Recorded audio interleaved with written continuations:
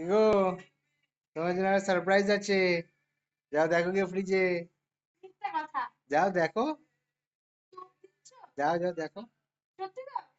একদম যাও যাও। মিথ্যা হয় না, দেখো। হুম, হুম, হুম।